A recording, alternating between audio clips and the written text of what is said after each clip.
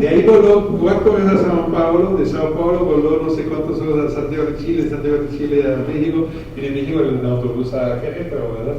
Entonces sí, viajaste como 12.000 kilómetros, algo así, creo, 10.000, algo así, 12.000. Es un buen tiempo.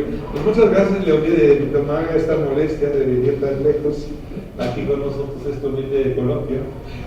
Entonces va a hablar Leonie sobre... y Leonie igual lo menciona también, ha hecho su test doctorado y todavía trabajan juntos todavía tú y Jorge, y trabajan juntamente con Jorge Coelho Suárez, ¿no? Que es un filósofo muy importante en el Brasil que trabaja en teoría crítica. Hace años ya tenemos contacto, incluso nosotros tenemos contacto vía él, ¿verdad? Incluso a Jorge también lo he invitado, pero él tiene, ¿cuántos años tiene Jorge? Tiene 67. ¿77? Sí, 77, ¿no? Sí, él sí dijo que ya no quiere viajar tan lejos, ¿verdad? Pero así me contestó. Entonces, pero bueno, también lo tenemos en mente aquí. Claro, lo que iba a decir, no me ocurrió, pero lo voy a decir ahorita que andando, Jorge pregunta que también menciona a 2 personas que ya no viven, pero las quiero mencionar porque Fernando, ¿se acuerdan? Lo hemos mencionado varias veces, pero quiero mencionar también Fernando Huesca ha participado varias veces también. Él también hizo muchos eventos importantes, como ustedes saben, en Puebla, etcétera, ¿no? Pues quería recordar a él y también a Lisette Silva Lascano, que también había participado, no aquí en Querétaro, este evento no vino, creo, pero sí en otros eventos, ¿no? De teoría crítica de las Américas, nada más queremos mencionarlos como 2 personas que habían sido muy cercanos y ya no están entre nosotros, pero bueno, entonces adelante, Leonie, vas a hablar sobre, ya lo dije, ¿no, verdad? La razón instrumental en la periferia del capitalismo. Ahorita empieza una sección sobre Marcuse. Pues adelante. Sí, buenas tardes. El disco no es bueno en español, entonces voy a leer, voy a intentar. Perdón. Espera, a la cámara. El micrófono,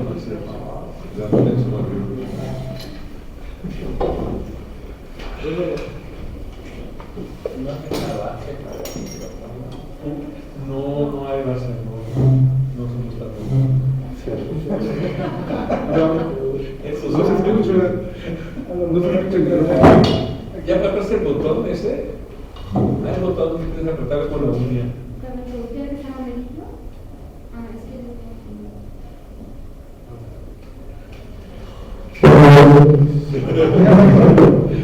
Depois dela tive agradecer a invitação que nos Stefan, a ele e a muitos de seus alunos e amigos como Daniel Issaca, Berenice, Vicente, Steffi, Vitor Luque, Jair Contreras e outros outros, desde a ajuda respeitosa e calorosa que recebi em México em 2015. Foi graças a eles que pude ter a certeza da importância da reflexão sobre o que pode ser uma teoria crítica na periferia do capitalismo. Hoje, quero compartilhar com vocês o que eu vi nos últimos 10 anos. Como conseguir sistematizar o que eu denomino teoria crítica periférica ou tradição crítica brasileira. E quero começar com essas palavras do poeta Carlos Drummond de Andrade. 2 vezes aparece. Quem quer para esse lugar, se todo lugar responde do bem e enlouquecer. Ele usa esse terreno porque toca em língua central. Ao fim e ao cabo, nunca sabemos realmente o que vai expressar. É como se fosse sempre a presença e a ausência. De modo a interiorizar aquilo que nos constitui, como uma matança dos primeiros indígenas, desde a educação nacional e o ensino constante do Brasil. De outro, as tentativas de promover a sociedade egocêntrica e capitalista. O resultado dessa combinação ha sido historicamente uma sociedade profundamente desigual, racista e autoritária, cujo projeto nacional está sempre um complô frustrado. No Brasil, todas as transformações sociais ocorreram via a língua. Isto é, foram produzidas por elites, sem a participação popular. O que podemos hoje é o resultado de siglos de uma construção alienada dirigida por riba hacia barra. Um evento da vida a entender. Mesmo o primeiro da revolução, que marcou profundamente sua história nacional, que é assim hoje. Recuerdo que estava em tierras zapatistas em 2015, quando discutiu o hino nacional americano cantado a todo pulmão por zapatistas. Isso me surpreendeu, pois em Brasil, la bandeira e o hino nacional não nos representam. Em Brasil, la nación fue construida sobre nuestros corpos y no a partir de ellos. La palabra tradición significa entregar o transmitir hacia adelante. Por lo tanto, implica la continuidad, la transmisión de ideales, preocupaciones y problemas a lo largo del tiempo. En el campo de la crítica, las tradiciones son el terreno en el cual es posible reflexionar sobre los procesos históricos de la renovación. En este sentido, que entiendo la tradición crítica brasileña, que transmite de generación en generación la tarea de ser una crítica radical al proceso de modernización capitalista en la periferia del sistema. Pero, ¿por qué hablar solamente de teoría crítica? ¿Por qué es necesario hablar de teoría crítica periférica o de tradición crítica brasileña? Por dos motivos. Los miembros de la llamada Escuela de Frankfurt siempre se propusieron la tarea de encontrar salidas nacionales para obstáculos históricos globales desde la crítica de la economía política. Para ellos era fundamental encontrar salidas para a Alemanha como representante de la modernidad europea, una cuestión mundial y no meramente nacional. El problema de la Alemanha, el nazismo, era un problema de toda la humanidad. Hay un cierto universalismo frankfurtiano. En la tradición crítica brasileña, el problema no es la humanidad como un todo, sino la forma en que el capitalismo se manifiesta en la periferia de una manera muy particular. Brasil fue una de las últimas naciones a abolir la esclavitud, de modo que entre nosotros el liberalismo y la esclavitud convivieron pacíficamente. Esse problema da uma sociedade profundamente retrasada frente ao centro define a tradição crítica brasileira. Seu problema não é universalmente válido se não situado ou localizado. Sin embargo, isso não significa que a tradição crítica brasileira produzca um pensamento solo para brasileiros. Ao contrário, há sempre nessa tradição uma análise dos efeitos globais do capitalismo a partir dos impactos locais na periferia brasileira. Miembros de la política de Frankfurt, apesar de la diversidad y pluralidad de ideas, formó una escuela de pensamiento más o menos cohesiva y estable con el pasar del tiempo, siendo posible hablar de generaciones. La tradición crítica brasileña nunca tuvo impulso histórica y relevancia social para establecerse como escuela de pensamiento. Por lo contrario, la tentativa de introducción del pensamiento de la periferia brasileña en el capitalismo siempre fueron debilitadas por la dinámica de importación de ideas desde el exterior y también por procesos autoritarios y violentos como la dictadura militar brasileña que duró 21 años. En la periferia del recinto, el concepto de razón instrumental tiene por lo menos dos grandes rasgos. El primero es la reificación del pensamiento, o sea, la reducción de la razón a un instrumento cuya finalidad es el capitalismo. La racionalidad instrumental transforma el pensamiento en una herramienta capaz de manipular el mundo objetivo y subjetivo en el sentido de la explotación y del control. En esa dinámica, la posibilidad de uso de la razón de otra forma para crear un mundo más libre, aquello que dejaron de amor y razón objetiva sale de escena. El segundo rasgo se refiere a la eliminación de la instancia situada en la acción individual y la norma social. La modernidad produce una experiencia subjetiva cuyo núcleo está nuestra certeza perceptible de que possuimos una dimensión interna invisible a la mirada del otro, inalienable, nada puede arrebatarnos de esa experiencia, independiente, nada puede dominar completamente y autónoma. Ele expressa nuestra vontade livre de ser o que queremos ser. Essa experiência subjetiva seria capaz de brilhar as exigências sociais sistêmicas e nossas vontades individuais. Desse modo, seríamos capazes de resistir sempre aos poderes sociais. pero esse será que entra em crises na modernidade tardia, devido, por exemplo, à indústria cultural que se converteu incapaz de controlar e direcionar nossos desejos. Processo que Herbert Marcuse denominou muito bem de repressão excedente, repressão sobrante ou de subordinação repressiva. A crítica da razão instrumental do centro se concentrou na coisa dessa capacidade subjetiva histórica de resistência ao poder, como se essa capacidade hubiera existido realmente em algum momento. No modo como na ilustração do Brasil. Em verdade, a luta do VI de Portugal forçaram a abandonar seu país devido à nova ofensiva napoleônica em 1808, que constitui a condição de possibilidade para abrir e desarranjo de uma consciência nacional periférica. Dessa forma, a esfera pública brasileira, esse lugar capaz de vincular vida intelectual e preocupações sociais, ha sido um produto devido ao direito exterior. Participou daquele de Caio Prado Júnior de amor e de sentido da colonização. Se nossa esfera pública brasileira é uma herência colonial, isso significa que a relação entre nós outros é colonial desde o início. O processo de formação do Brasil como nação estuvo subordinado ao processo colonizador.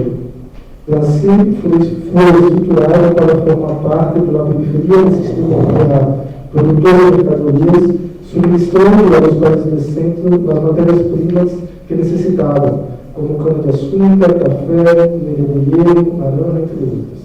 Portanto, para a valorização instrumental e na periferia do capitalismo, é necessário olhar a colonização. Junto com a colonização, a necropolítica atuou como fator determinante da razão instrumental na periferia do capitalismo. A necropolítica deve ser compreendida como a gestão das proporções indesejáveis, consideradas supérfluas através da violência, da massacre e da morte. Assim, na periferia do capitalismo, a razão instrumental foi composta por duas grandes forças. A primeira, a colonização, transformando a terra periférica segundo imagem e semelhança do centro europeu, e a segunda, a necropolítica, concretizando na guerra racial mediante exclusão e morte dos povos originários brasileiros. A tradição crítica brasileira foi uma consciência crítica dos impactos da posição do capitalismo na periferia, principalmente nos meios de colonização e necropolítica. Essa tradição crítica mostra uma profunda sensibilidade aos custos humanos e psicológicos da posição do capitalismo na periferia. Essa tradição se desenvolveu desde, pelo menos, 4 grandes modelos. No período histórico que vai de 1930 a 1964, a tarefa posta a uma nação periférica como o Brasil era a de modernizar-se. Isso significava tentar errar atrás a condição de um país subalterno cuja economia estava maiormente orientada ao setor agrário, para convertir-se em uma nação industrial com uma economia mais autônoma frente ao mercado internacional. A tarefa histórica foi abarcada por ele nacional desenvolvimento, que compreendia a valorização como desfase a ser superado, como que avança por etapas previamente traçadas pelo caminho das sociedades modernas. Esta primeira fase, pela tradição crítica brasileira, pode denominar-se modelo de la formação, porque as preocupações estavam dirigidas para o que hace Brasil uma nação particular, e como pode desenrolar-se hacia o progresso da modernidade. Para esse modelo, só uma revolução brasileira seria capaz de romper com o sentido da colonização. A revolução seria um evento que permitiria a ruptura necessária e nos haria avançar como nação. Através desse primeiro modelo de tradição crítica brasileira foi a revolução do Cambuí, que não foi o barro hacia arriba. Ao contrário, como sempre ocorreu no Brasil, de arriba hacia abaixo. A ditadura civil brasileira, de 1964, tomou para si a tarefa de industrializar o Brasil de maneira autoritária e excludente, reafirmando as características que iam definido o Brasil desde seus inícios.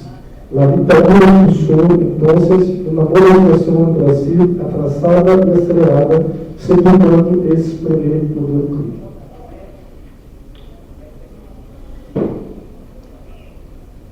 El segundo movimiento se dio entre 1964 y 1989 y se centró en la reflexión no solo sobre una formación nacional futura o de retrasos momentáneos que obstaculizan la realización de la soberanía nacional, sino de una especie de deformación constitutiva. El retraso en la forma nacional periférica brasileña no es algo que pueda dejarse para atrás por un evento como la revolución, sea esta conservadora o no, sino es algo siempre presente a ser operacionalizado como elemento integrante de la modernización brasileña. La formación truncada brasileña no significaria, por lo tanto, uma tarefa futura de realizar como garantia de entrada tardia na modernidade, por sua própria forma de pertenência ao capitalismo mundial, cuja característica central é a consolidação histórica de uma combinação entre o arcaico e o moderno. E nesse movimento de reformação que caracteriza o Brasil, não é um retraso a ser superado, senão um atraso que se vuelve funcional como ventaja competitiva em meio presente. El subdesarrollo ya no es una etapa histórica por superar, sino la forma de excepción permanente del sistema capitalista en su periferia. El perfil del Sur no implica un atraso pura y simplemente, sino que no es la forma posible de ser nación en la periferia del capitalismo. Por eso, la forma acabada de nuestra sociedad no se asemeja a aquellos años dorados del capitalismo europeo y estadounidense.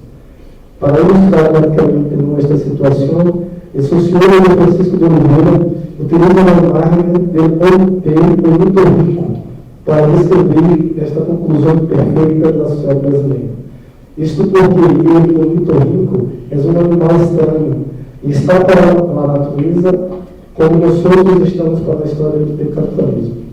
O ornitorrinco tinha uma cola de réptil, glândulas normais em pecho, espolão venenoso, pico de pato e además poeneleiros. É uma contestação da evolução darwiniana, porque o arcaico se hace funcional e presente. Metade réptil, metade ar, metade mamífero, algo de peixe, um convívio. Assim também é o Brasil, como nação reformada, convive em um mesmo campo social várias etapas da revolução. Las masas históricamente excluídas, marginadas del aparato político, herencia de la colonia, cidades urbanizadas al estilo de las metrópolis modernas, herencia de la modernización, profunda desigualdade social que forma praticamente un apartheid social, herencia del capitalismo en descomposición. Finalmente, ricos y miserables lado a lado, sin perspectivas de caminhar a missão. El terceiro momento está situado más o menos entre 1989 y 2013, cuando la cuestión debe ser la producción de una nacionalidad característica del modelo de formación. También debe ser la conformidad constitutiva que se vuelve nacional a la coexistencia de lo arcaico y lo moderno en una solución relativamente estable y duradera. En cambio, se orienta hacia el colapso de la propia forma social capitalista, es decir, hacia la desintegración de lo nacional en lugar de su formación o deformación en una línea temporal de larga duración. Esta es la cuestión fundamental de lo que denomina el colapso de la forma, que se refiere al extremo desarrollo de una formación social ya interrumpida, como nueva tendencia que se impuso a la transición al siglo XXI en la periferia capitalista brasileña. La intuición de este modelo es que esta forma de formar ha entrado en una etapa histórica en la que, con el paso del tiempo, debe desaparecer hasta dejarse en el actual momento de decadencia de la forma social capitalista. Existe un proceso acumulativo en el empleado sobre la modernización periférica capitalista. Hubo un proceso que concluye la formación nacional, así como el hecho de que esta conclusão adoptou uma forma estranha e reformada. Sem embargo, e esta é a grande contribuição desse modelo, existe um horizonte em na qual essa mesma forma reformada se encontra em estado de solução. Se trata aqui de uma teoria empenhada em compreender a ruína desta forma social da periferia. Como se avaliaram as possibilidades históricas de aproximação entre a periferia e o centro, o resultado não foi que a periferia alcançara os avanços de Europa, senão que o centro começou a assimilar os efeitos da periferia, é decir, ocorreu uma periferização do centro ou uma brasileirização do mundo, como dijo Paulo antes. E neste momento histórico, a política nacional brasileira assume a forma de uma gestão da barbárie, é decir, ante a ausência de um futuro prometedor melhor que o presente, o que resta é organizar a destruição que nos rodeia. A gestão da barbárie são tecnologias sociais utilizadas para evitar o colapso total da sociedade. A gestão da barbárie é uma maneira de fazer funcionar o capitalismo em seu momento de crise estrutural. Como sostener uma sociedade que se desintegra? Essa é a questão fundamental deste modelo de colapso da fome. O quarto e último momento do que quisiera falar vai de 2013 hasta hoje e se caracteriza pelo processo de solução da democracia brasileira e por a radicalização de seus elementos fundadores, ou seja, o racismo estrutural, a necropolítica com o mecanismo de governabilidade e o conservadorismo político como horizonte. Esta fase leva tanto ao liberalismo como à democracia a seus limites históricos, adotando a capacidade de ambos para oferecer resposta às contradições sociais. O presente brasileiro, portanto, anuncia a abertura de uma nova realidade histórica, a um sinônimo definido, pelo que se alimenta da força persistente do passado, razão pela qual a teoria crítica todavia não ha dito sua última palavra. Entre 2013 e 2013, a política nacional brasileira se orgulhava de ter uma democracia que funcionava bem. Não era raro escutar a então presidente Lula da Silva dizer que, se não havia grandes manifestações no Brasil, era porque as coisas marchavam bem. Hasta que, de maneira esperada, ocorriam as chamadas jornadas de junho de 2013. Um conjunto de manifestações em todo o país. E o base do sistema político brasileiro foi posto em questão, mediante atos públicos radicais.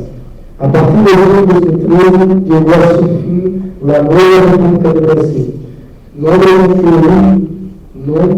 com que se denomina o período histórico que surgiu com a democratização. Esse problema estudo marcado pela ideia de um centro político público capaz de transitar entre uma esquerda moderada, como o Partido dos Trabalhadores, e uma direita moderada, como a do Partido Social da Democracia. O resto consistiu, ao mesmo tempo, em quebrar o exército brasileiro como poder relevante na política nacional, pelo substituído por um novo poder político igualmente blindado ante a vontade popular, agora composto por políticos profissionais. El proyecto era uma sociedade pós-política, em la qual a política foi reduzida à lógica de uma melhor gestão. Assim, se negava um político entendido como conflito entre forças antagônicas. A esfera política se volviu autônoma respeito à vontade do povo na vez. Isso foi precisamente o que as jornadas de junho de 2013 sacudiram profundamente, revelando vertentes em la que ainda nos encontramos. Por um lado, essa crise abriu as tapas ao cantamento da história recente do Brasil, no que resultou na saída de ratas da contabilidade, como Jair Bolsonaro e sua família. A crise da democracia assumiu a forma da negação da democracia e do rumo da ditadura. Assim, muitos conservadores se colocaram ao frente de ataques contra o povo negro, as pessoas homossexuais, trans, indígenas e outras raças. A resposta da violência radical nesta crise democrática brasileira é o desarrollamento da tradição autoritária brasileira. Por outro lado, antes surgiram no Brasil das forças, como a luta antirracista, que formula una crítica progresista de la democracia como un pacto de la longitud. Además, otras fuerzas como la lucha contra el esclavo de trabajo y la defensa de más días de descanso también tocan puntos cruciales de nuestro mundo actual, entre muchas otras fuerzas sociales y políticas. Aún no sabemos cuáles de estas fuerzas prevalecerán. Uno de nuestros mayores desafíos es determinar si seremos capaces de producir una crítica a la altura del tiempo en que vivimos, y si esa crítica podrá sumarse a las luchas sociales que pueden conducirnos por un camino distinto al prescrito por la barbarie del capitalismo.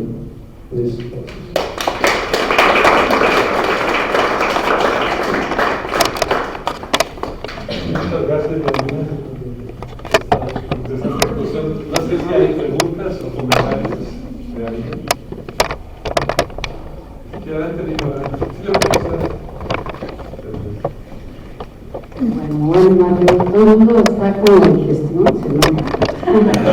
Voy a hacer un esfuerzo, yo también estoy así.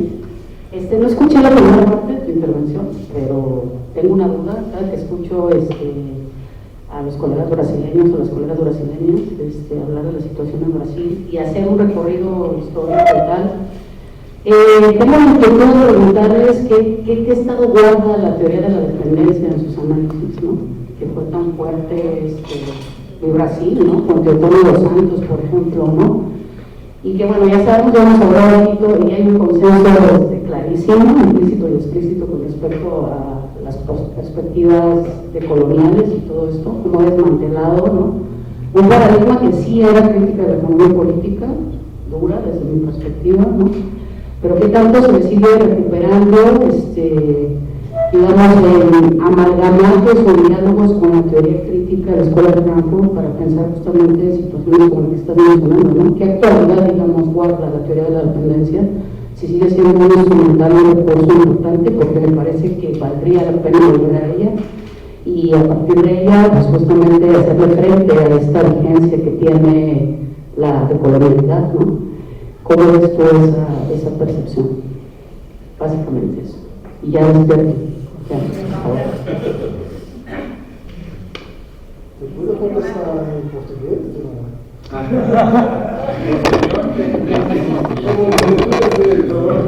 Si aquí está la traducción, Estefan. Sí, igual si hay otra pregunta, te las juntamos. Si quieres, hágate luego, sí.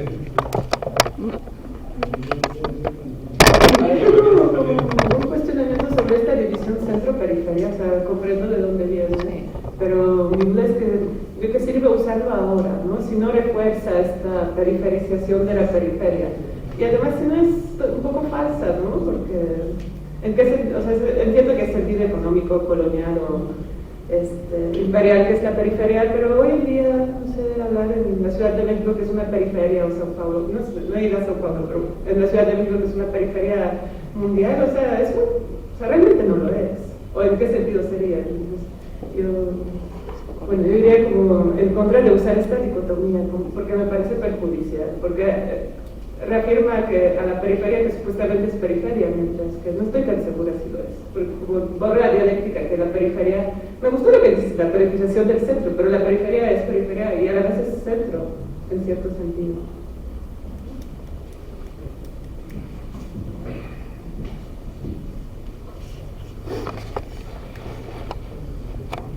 Bueno, yo tengo la inquietud de unir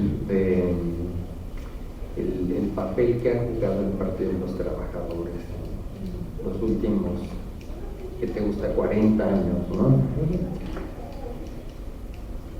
Y un poco, pues ya eso es entrar en una discusión o en un análisis más de corte político, más que filosófico, digamos, ¿no? Pero sí me interesaría aprovechar la oportunidad de que estás tú aquí, ¿no? Porque a mí me parece un poco una tragedia continental, ¿no? Que una organización política que jugó un papel decisivo, creo yo, para el fin de la dictadura militar, ¿no?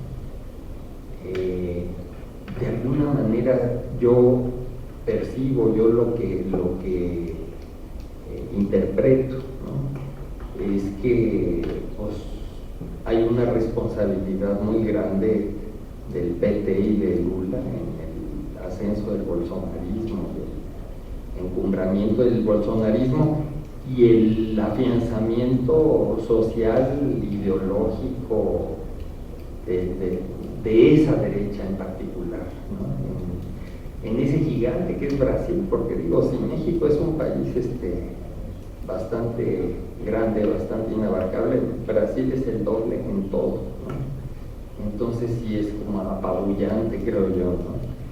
Y sí me sorprende mucho cada vez que veo lo que pasa allá, ¿no? Entonces sí me gustaría, y específicamente el PT, porque creo que lo que le falla tanto a la izquierda en Latinoamérica es la autocrítica, ¿no?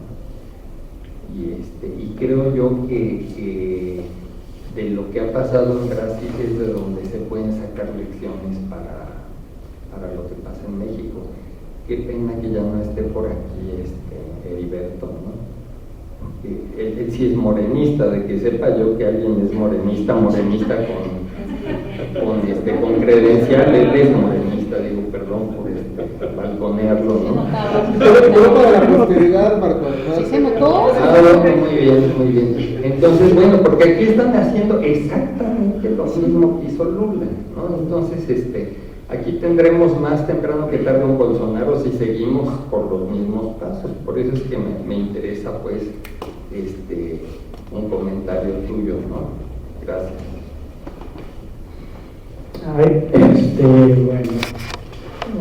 Bien, gracias por tu ponencia. Yo creo que metiste en una, no es la historia contemporánea de Brasil, y eso es un alarde. Eso es ya de entrada algo que hay que subrayar, ¿no? Es muy difícil, yo creo que meterlo en una, pero justamente quizás por ese esfuerzo sintético se quedan quizás nada más esbozados o de plano afuera una serie de consideraciones que podría yo hacer. O sea, me gusta tu periodización, pero ¿y la prehistoria? ¿Qué pasa con toda la prehistoria de esto? Yo pensaría, es decir, como obviamente, y yo creo que lo sabes y lo sabemos todos, las cosas no empezaron en los 60, pero entonces, hablando justamente de la recepción de la teoría crítica en sentido amplio, lo voy a tomar, la teoría crítica en sentido amplio en Brasil, te voy a preguntar básicamente tres cosas. Es decir, entiendo que el golpe del 64 prácticamente liquidó toda una tradición comunista. Es decir, los comunistas en Brasil, a partir de Carlos Prestes, yo creo que tienen una presencia muy fuerte no solo en la política y en la lucha sindical, sino en la lucha cultural. Tanto que Niemeyer, que es miembro del Partido Comunista, pues es el que diseña Brasilia, ¿no? O sea, ese peso tienen los comunistas en el plano cultural. Pero me gustaría, no sé si tengas una opinión sobre esto. Hay un antecedente y luego después precedentes que pienso yo que es importante eventualmente rescatar, ¿no? Ahora, que es, por ejemplo, esa lucha cultural anticolonialista que empieza con los antropófagos en los años 20. A mí se me hace muy interesante. No he rastreado qué tanta, porque a lo mejor no hay ninguna relación entre este movimiento, que es básicamente cultural, y los movimientos políticos estrictamente hablando. En México, por ejemplo, no lo hubo. O sea, los estridentistas y otros grupos así de radicales, no. O sea, el Partido Comunista es una cosa, o en general la tradición comunista es una cosa, y el movimiento cultural de crítica radical de la otra. Bueno, así me gustaría saber tu opinión. Y porque antes del golpe del 64, pero todavía después del golpe del 64, yo creo que en áreas como el cine, Gabriel Rocha y esa gente, sigue habiendo ecos de aquellas luchas, ¿no?, que fueron heroicas en muchos sentidos. Y el problema es que creo que el Partido del Trabajo, no sé, pero creo que no recoge ninguna de esas tradiciones. Yo creo que es un partido que surge de la lucha sindical, pero que parte de su conformación ideológica está en un deslinde muy sutil con respecto a todo eso. Es decir, no está en el plano, está, pero no es parte de su programa la lucha cultural, y tampoco el reivindicar este pasado. Se me hace decir, entonces ahí pensaría yo que al PT le faltan raíces. O sea, tiene una fuerte raíz sindical, pero no asociada a los movimientos revolucionarios en sentido estricto. Y lo que puede pasar con Morena es que a lo mejor le sobra raíz.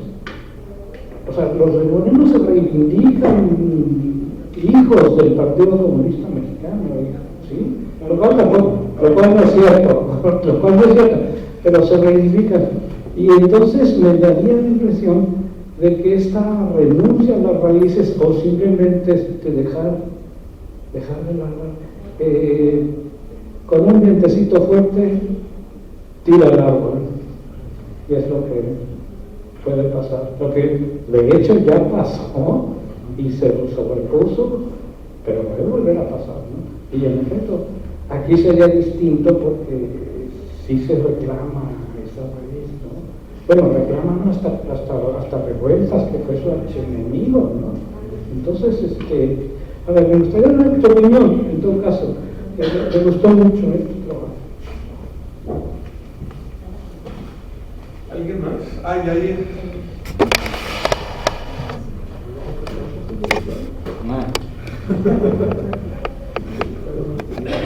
Pues bueno, quisiera comentar algo en relación a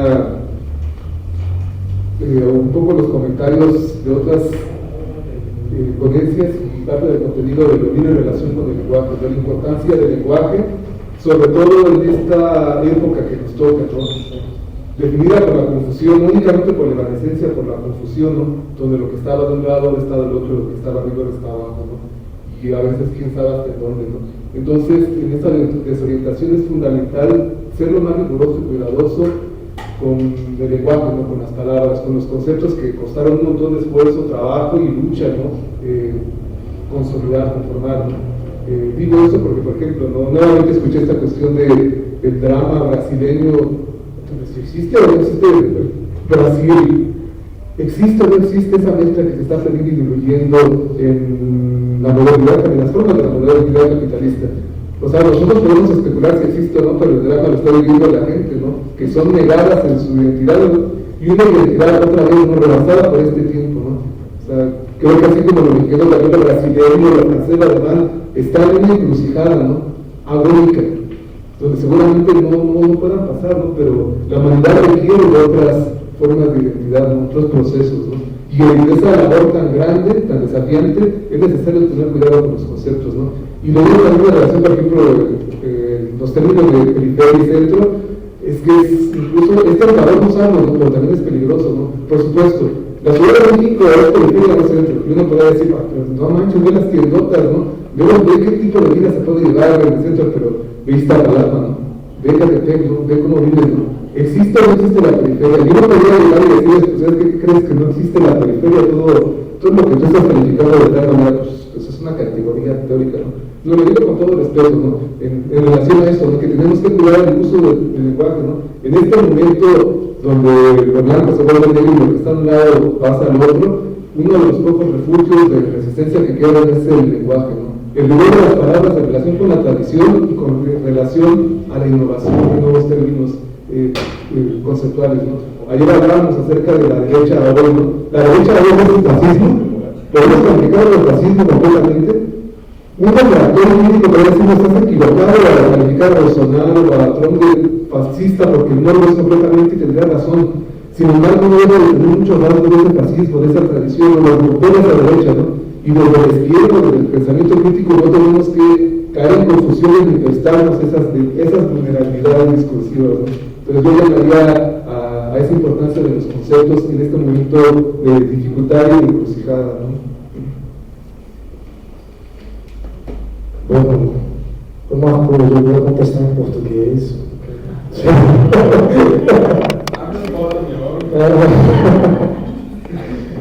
Voy a ver la su pregunta de la Ágata. La primera cosa que dijo Marco, que dijo Valeriano, que luego en 1964 destruyó la tradición de la teoría de la dependencia.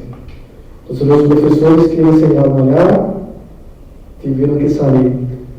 Entonces el pensamiento brasileño se desarrolló independiente de ellos, ¿entiendes? Solamente hace unos 10 años que se está volviendo con traducciones y tal. Entonces es una cosa que yo respeto bastante, yo considero muy importante. Y ya estoy de acuerdo con usted, pero hay una diferencia, ¿sabes? Que es en el segundo y tercer nivel. El segundo nivel que habla en periferia y centro.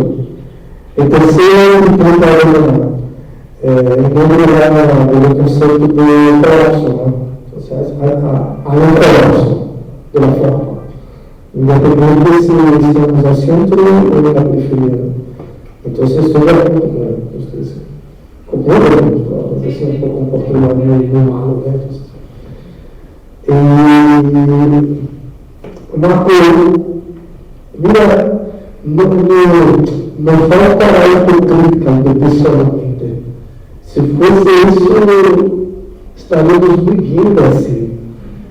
Lo que falta primero es eso que hablo. El PT no tiene un recorte social histórico. Y es bueno que sepa lo siguiente: la dictadura de Carlos duró 21 años. En los 80, la dictadura estaba regrediendo, ¿sí que se dice? Enfraqueciendo. En Brasil, la democracia es un presente de la dictadura. Hay una transición pacífica. En nuestra transición hay una apertura del mercado brasileño para las grandes montadoras, Volkswagen, Mercedes, que se apuntan en el ABC paulista, que es donde para surgir el PT. La base social del PT es una base social elegida del mundo de la vida brasileña. ¿Entiendes?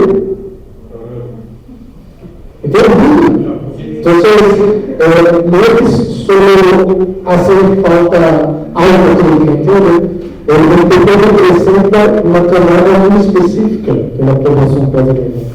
Es claro que Brasil es un problema.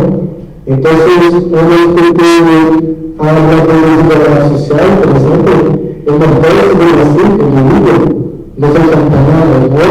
También ahora están hablando de los otros, ¿no? Pero no está hablando de nosotros. Está hablando de un proceso que nosotros llamamos de neoliberalismo progresista. Sí,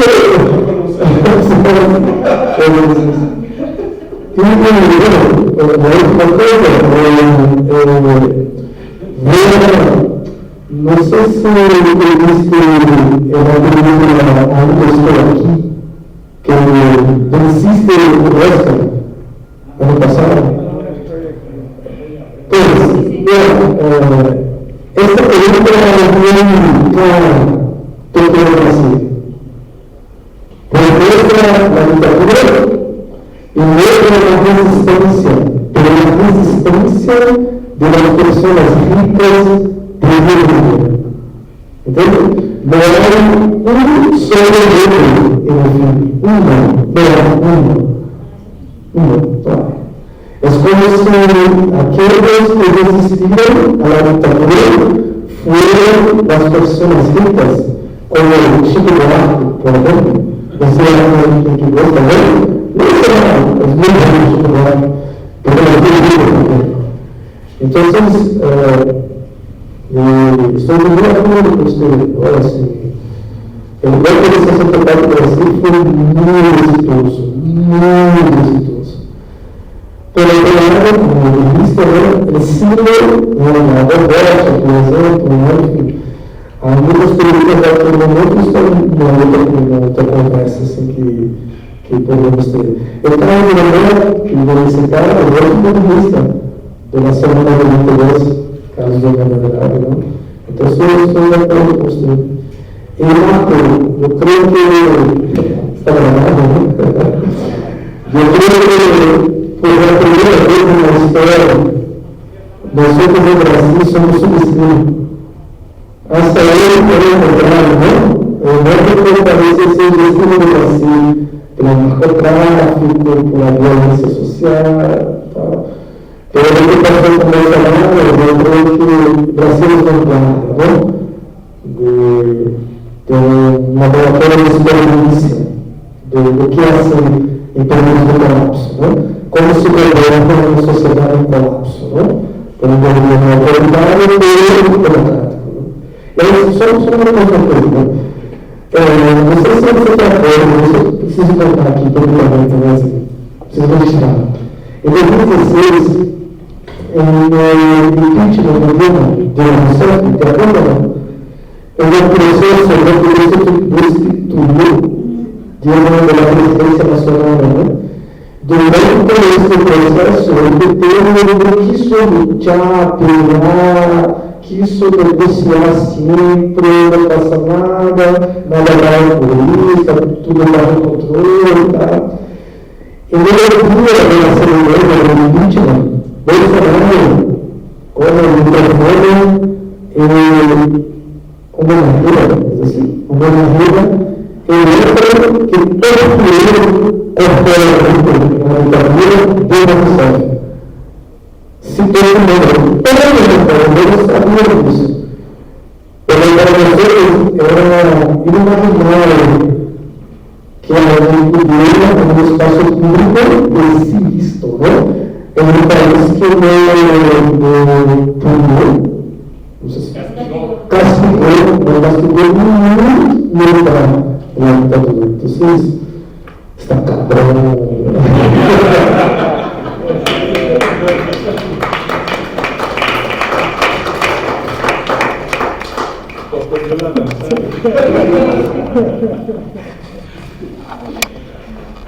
Bueno, no sé qué hora. Quedan 10 minutos. Bueno, entonces ya terminó el tiempo. Bueno, muchas gracias, todo muy interesante. Muy